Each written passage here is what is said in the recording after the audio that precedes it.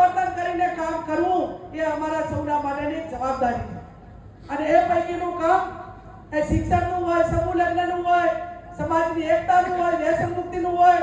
આ વ્યસન મુક્તિ માટે કરીને મેં અગાઉ કીધું એ પ્રમાણે કે ખાલી 12 મહિના 6 મહિના એ આખે સમાજે એમ નક્કી કર્યું હતું ને કે પગ ઘસીને મરી જવું છે પણ દારૂ નથી પીવું. તો સવારે 7 વાગે તેને દારૂ વગર નતું ચાલતું ને ઈયાડીએ નાખી દીધું. સમાજનો આદેશ થયો હતો કે મારે સમાજ ભેગું રહેવું છે.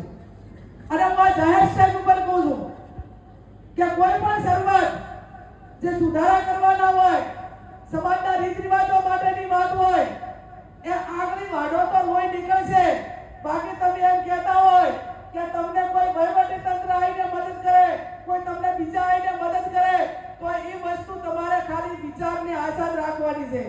આ સમાજે નક્કી કર્યું તો 1 કે 12 મહિનાની અંદર આખા ગુજરાતની અંદર દારૂ બંધ થયું.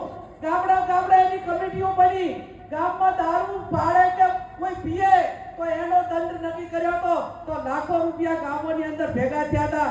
એ જો ગામે નક્કી કરે, સમાજ નક્કી કરે અને જો એ પ્રમાણેનું વાતાવરણ થાય તો એ હિસાબે આજે લાખો કરોડો રૂપિયાનો સમાજને ફાયદો થયો તો કે નતો થયો?